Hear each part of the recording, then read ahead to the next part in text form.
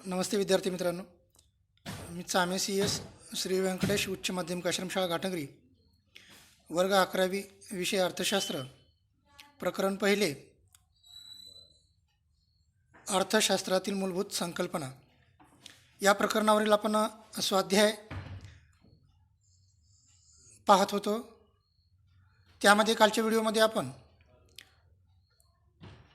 स्वाध्यायातील प्रश्न पहिला आणि प्रश्न दुसरा सहसंबंध पूर्ण करा या दोन प्रश्नांची माहिती सविस्तर पाहिलेली होती. तर आज या व्हिडिओच्या माध्यमातून आपण स्वाध्यायातील प्रश्न तिसरा, खालील उदाहरणांच्या आधारे संकल्पना ओळखून ती स्पष्ट करा, या प्रश्नांची माहिती या ठिकाणी आपण पाहणार आहोत. तर विद्यार्थी मित्रांनो, परीक्षेमध्ये तुम्हाला असा प्रश्न विचारला जातो, खालील उदाहरणाच्या आधारे संकल्पना ओळखून ती स्पष्ट करा. म्हणजे या ठिकाणी तुम्हाला एक उदाहरण दिलं जातं आणि त्या उदाहरणावरून ती संकल्पना कोणती आहे ती संकल्पना ओळखायची आहे आणि त्या संकल्पनेचं खाली स्पष्टीकरण लिहावयाचं आहे. संकल्पना ओळखणे याला 1 मार्क आहे आणि त्याचं स्पष्टीकरण दिले की त्याला 1 मार्क आहे. असे 2 मार्कासाठी हा प्रश्न विचारला जातो. आता याच प्रकरणामध्ये आपण ज्या मूलभूत संकल्पना अभ्यासलेल्या आहेत त्या मूलभूत संकल्पनावर आधारित एक उदाहरण दिलं जातं आणि त्या मूलभूत संकल्पनापैकी कोणती संकल्पना आहे हे आपल्याला त्या उदाहरणावरून ओळखायचं आहे. ठीक आहे. तर पहिलं या ठिकाणी उदाहरण दिलेलं आहे, वडिलांनी मला दुचाकी गाडी विकत घेऊन दिली, त्यामुळे माझी रोजच्या प्रवासाची गरज भागते. बघा, अगोदर उदाहरण व्यवस्थितरित्या समजून घ्यायचं आहे. उदाहरण काय दिलेलं आहे, वडिलांनी मला दुचाकी गाडी विकत घेऊन दिली. कोणती गाडी? दुचाकी गाडी. आणि त्यामुळं माझी रोजच्या प्रवासाची गरज भागते. या ठिकाणी काय भागते? गरज भागते. कशाची? प्रवासाची गरज भागते. त्यामुळं मग आता ही संकल्पना कोणती असेल? मग बरोबर आहे, या संकल्पनेमध्ये गरज भागते हा शब्द या ठिकाणी आलेला आहे. म्हणजे गरज भागणे ही संकल्पना आहे. गरज ही संकल्पना आहे, आपण पाहिलेली होती गरजा, बरोबर आहे. तर ही गरज एक संकल्पना आहे. तर या ठिकाणी ही संकल्पना आपण ओळखलेली आहे आणि ती संकल्पना खाली लिहायचं आहे उत्तर म्हणून. संकल्पना त्याच्या पुढे गरज, याला 1 मार्क आहे. आणि मग त्याच्या खाली स्पष्टीकरण. तर स्पष्टीकरण काय सांगता येईल की या उदाहरणामध्ये वडिलांनी मला दुचाकी गाडी दिलेली आहे आणि या दुचाकी गाडीमुळे माझी रोजची जाण्याची प्रवासाची जी गरज होती ती गरज पूर्ण होते किंवा गरज भागते. हे त्याचं स्पष्टीकरण आहे. म्हणजे अशा पद्धतीने 2च ओळीमध्ये त्याचं स्पष्टीकरण द्यायचं आहे. स्पष्टीकरणाला 1 मार्क आणि गरज संकल्पना ओळखणे याला 1 मार्क. अशा पद्धतीने 2 मार्काचा हा प्रश्न आहे. ठीक आहे. त्यानंतर दुसरं उदाहरण घेऊया आपण. नंबर 2, रमेशच्या कुटुंबाच्या वार्षिक उत्पन्नाचा अभ्यास. बघा, या ठिकाणी उदाहरणात काय सांगितलेलं आहे, रमेशच्या कुटुंबाच्या वार्षिक उत्पन्नाचा अभ्यास. म्हणजे या ठिकाणी संकल्पना कोणती आहे? मग उत्पन्न, बरोबर आहे. म्हणजे या उदाहरणामध्ये उत्पन्नाचा अभ्यास सांगितलेला आहे किंवा उत्पन्नाचा, कशाचा अभ्यास? उत्पन्नाचा अभ्यास. म्हणून उत्पन्न ही संकल्पना आहे. त्यामुळे लिहित असताना अगोदर उदाहरण लिहा आणि त्याच्या खाली उत्तर म्हणून लिहायचं आणि त्याच्या पुढे संकल्पना डॅश कोणती आहे? उत्पन्न, याला 1 मार्क. आणि त्याच्या खाली मग स्पष्टीकरण लिहायचं आहे 2 ओळीमध्ये.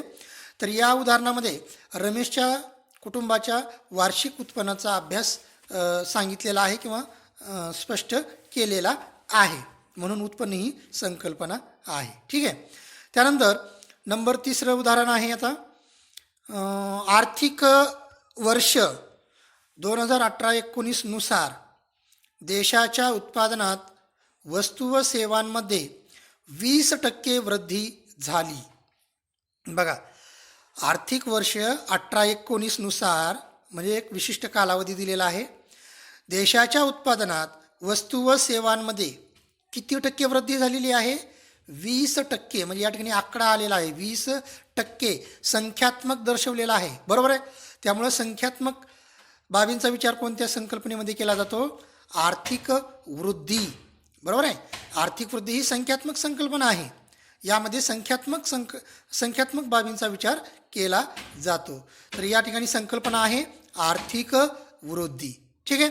त्याचं खाली विश्लेषण येईल. मग आर्थिक वर्ष 18-19 मध्ये देशाच्या उत्पादनात वस्तू व सेवांमध्ये 20% वृद्धी झालेली आहे.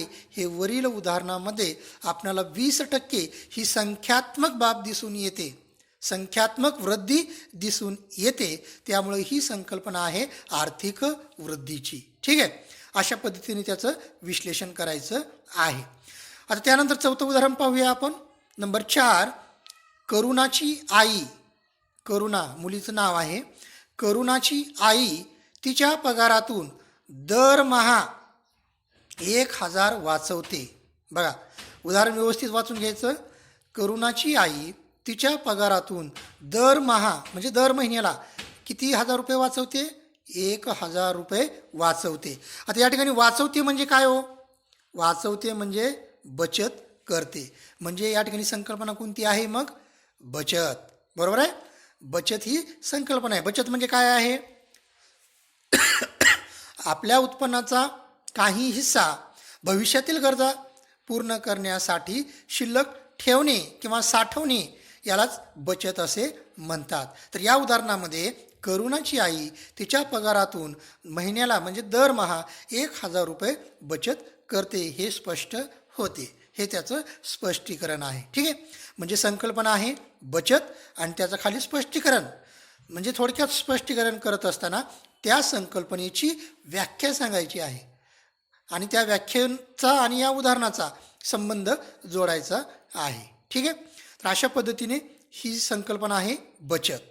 त्यानंतर 5वं उदाहरण आहे नंबर 5, रामच्या वडिलांनी त्यांना मिळालेल्या प्रॉव्हिडंट फंड किराणा मालाचे दुकान थाटण्यासाठी वापरला. उदाहरण काय सांगितलं आहे? रामच्या वडिलांनी त्यांना मिळालेला प्रॉव्हिडंट फंड किराणा मालाचे दुकान थाटण्यासाठी वापरला.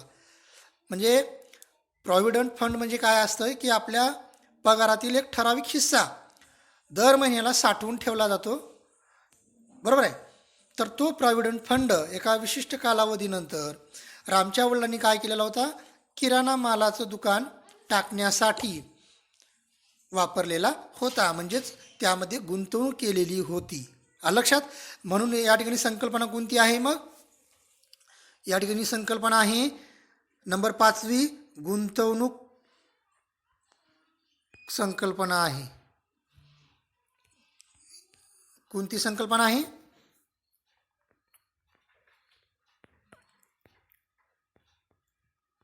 गुंतवणूक. ठीक आहे. संकल्पना आहे गुंतवणूक. आता गुंतवणुकीची व्याख्या काय आहे हो? गुंतवणुकीची व्याख्या काय आहे? तर गुंतवणुकीची व्याख्या आहे की आपल्या बचतीतील भांडवलाचा वापर उत्पादन प्रक्रियामध्ये किंवा उत्पादन वाढविण्यासाठी करणे. बरोबर आहे. याला गुंतवणूक असे म्हणतात. तर या ठिकाणी रामच्या वडिलांनी त्यांच्या बचतीतील म्हणजेच प्रॉव्हिडंट फंड या बचतीतील भांडवल म्हणजेच पैसा हा किराणा दुकान थाटण्यासाठी म्हणजेच किराणा दुकान टाकण्यासाठी वापरला. म्हणजेच त्यामध्ये गुंतवणूक केली. त्यामुळे ही संकल्पना आहे गुंतवणूक. ठीक आहे. तर अशा पद्धतीने विद्यार्थी मित्रांनो प्रश्न 3 उदाहरणाच्या आधारे संकल्पना ओळखून ती स्पष्ट करावयाची असते. परीक्षेमध्ये यावर तुम्हाला 2 मार्काला प्रश्न विचारले जातात. म्हणजे या उदाहरण दिलं जातं आणि त्या उदाहरणावरून ती संकल्पना कोणती आहे ती ओळखायची आहे. याला 1 मार्क आणि त्या संकल्पनेचं खाली स्पष्टीकरण द्यायचं आहे त्याला 1 मार्क. अशा पद्धतीने हा 2 मार्काचा प्रश्न आहे. ठीक आहे. तर अशा पद्धतीने हा स्वाध्यायातील प्रश्न 3 याची माहिती या ठिकाणी आपण पाहिलेली आहे. तर तुम्ही सर्वांनीच हा प्रश्न तुमच्या नोट्स वहीमध्ये मी सांगितल्या पद्धतीने व्यवस्थितरित्या लिहून घ्यायचा आहे आणि त्याचा अभ्यास करावयाचा आहे. ठीक आहे. तर राहिलेला जो स्वाध्याय आहे तो स्वाध्याय आपण पुढच्या व्हिडिओमध्ये पाहणार आहोत. तर सर्वांनी घरीच राहा, सुरक्षित राहा आणि अभ्यास करा. ओके.